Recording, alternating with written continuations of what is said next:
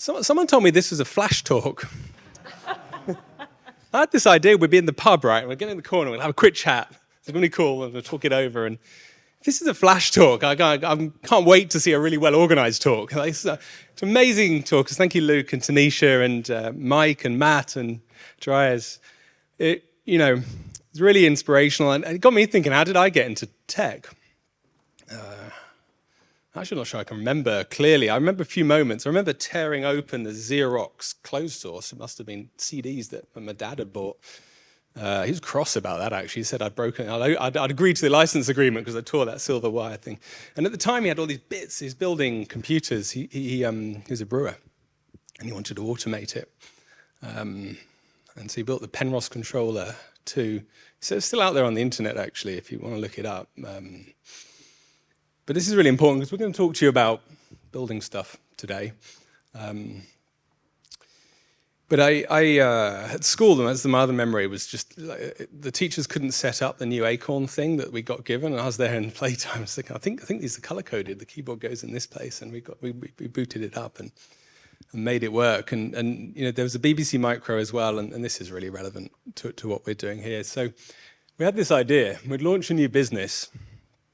By the way, I worked at News. It's nice seeing you guys again. And we'd done, I think when I left, we were on series 3 or something. It's a good series. We'd done about 40 WordPress websites. I know they've done so much more since. And I came to RS Group, and we're looking at launching these boards and this business around the maker community. I thought, I just don't need WordPress for that. That was my media days. I don't need Automatic for that. They're good guys and stuff, but I'm doing something new now. And we met a company, I won't name actually, they're big and they're one of the biggest tech companies out there actually, maybe you can guess. They've been around for a while. And they were saying, it's going to cost you this much. You come to our research lab and you can kind of prototype and we can sell you a platform, by the way, and it'll help you trade for millions of pounds because you know you're going to get big. So why don't you spend the money on our platform today just in case you get big? And I thought, this just isn't right. So we got talking with the Automatic folk, and this is what we said. How can we get this thing live, get it into markets, not spend a lot of money, really please the customers? And you'll see the journey we went on afterwards. And I thought, we can do this. And of course, WordPress and WooCommerce been around together for a while. I don't know when you brought them together, but we're really pleased you did. And we needed to move fast, right? So we kind of said, look, can you do it? And we met Paul and his team and said, can you do it? We're going to try uncharted territory. We're not going to lean on that crutch of big old tech companies that charge you millions and promise it'll work. We're going to build this thing from scratch. We're going to build it fast. So we chose WordPress and Woo. We chose Automatic to work with. And there's a big supply chain behind this, right? Warehouses with a lot of stock and fulfillment, distribution around Europe and beyond, actually. We'll export to any country. So we chose NetSuite to drive that through to our warehouses. And really the story here was making two choices, like the tent poles, and then they hang the tent around it. And then the ecosystem of plugins and partners just came very, very easy. And that's what I really like about it. Hearing this story of internal tech teams saying they can code something better than anyone else has coded it before. I love that story, Matt. Well, actually, what we wanted, it just work, proven and work, make this easy for us. So, across the top there, you can see some front-end pieces that we put in. They're all WordPress plugins. But actually, in the NetSuite world as well, there's some partners that the ecosystem shares. So it became really easy, just plugging them in left and right, and then a supply chain underneath. And that's how we did it. There we are. We're live. I mean, this stuff should be bread and butter, but live on any device, fully responsive, with our full range, and ready to go. And launch, these boards come out thick and fast. If you're into the maker community, there's a hell of a lot of just boards. There's all the components and the peripherals that go with them. So this business has kind of just grown from what's new, what are we going to take to market, how do people make stuff? There's the staples, but there's also the new chips, the new boards every week and every month. And the reason I told you about my school is, someone else was thinking the same. They had a BBC Micro, and maybe they set that thing up in their playtime. And of course, the microbit came out. Really, really proud to say we are not only part of the V1 and the V1.1, 1.2, but now we're helping distribute that for free to schools and organisations that can really inspire another generation of what can be done, not just with hardware, but software and the ecosystem around that. So, this went from strength to strength, but my story is about moving fast. We made some choices, we made some tech choices. We didn't do long RFPs and RFIs. We just said, just build this thing and get it live. So Paul and the team took it on. So here we are 8 months later, and what have we got? We've got a powerful platform that's using WordPress, using WooCommerce, the extensibility of WordPress. We're integrating, as Adam said, with an enterprise ERP solution in NetSuite. We've taken out of the box WordPress. We've dug into the arsenal of plugins. There's one or two out there, some better than others, but we've used fair few plugins. We've built some custom code as well. And what we've done is we worked with WordPress VIP as well, who've not only reviewed our code, but given us really good advice on this 8-month journey.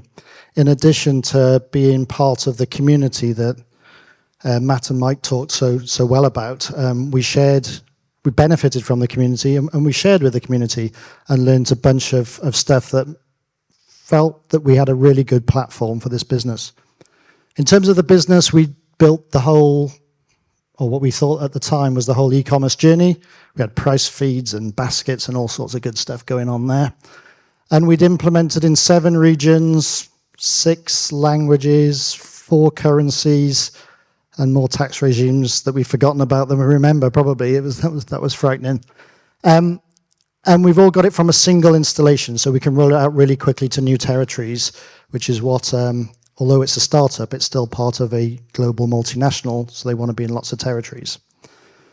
So kind of why am I telling you this? If you'd be my clicker, Adam. I'm going to mention it again. It went from just an idea in 2018 to going live in September 2018, 8 months. We're kind of proud of that. You know that because we keep saying it. Because all of us who've been in tech for longer than we care to remember know that a lot of projects don't deliver about that. But this wasn't about getting live in 8 months. This was about building a platform that would take us on a journey with a company from startup to achieve all of their ambitions. So it had to be more than just the 8-month implementation. It had to be this entire journey where we've gone from 2018 to where we are now in 2023.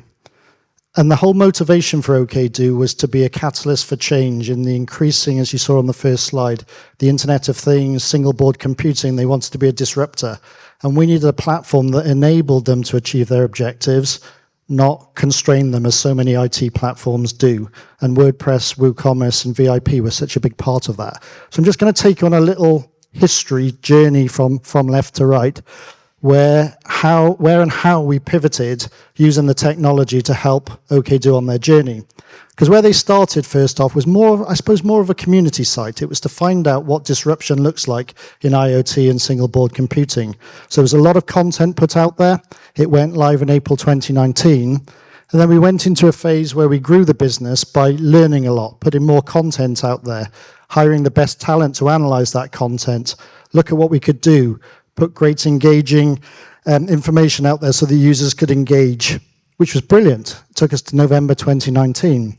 And then the feedback was, but it doesn't look like a shop. I can't find the products. It's not an e-commerce site. So we thought we'd better get serious with some commercial maturity here and have a product-first e-commerce approach. And this is where we started to leverage then more of the WordPress functionality like personalization, where as you can see, we're able to put recently viewed product up there, or you might like to buy this with your complementary product rather than that. And actually, they were complementary products rather than, I see you've bought an iron, would you like to buy another iron or another iron? Actually, they were complementary products.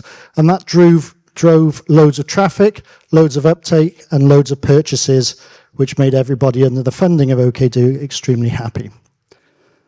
Along comes January 2022, we've put enterprise search in, people can find products, people can buy products. Then we had the global chip shortage, and you can't find a single board computer for love nor money. So OKDo said, well, we'll build our own. So we built Rock. So Rock is a single board computer manufactured by OKdo.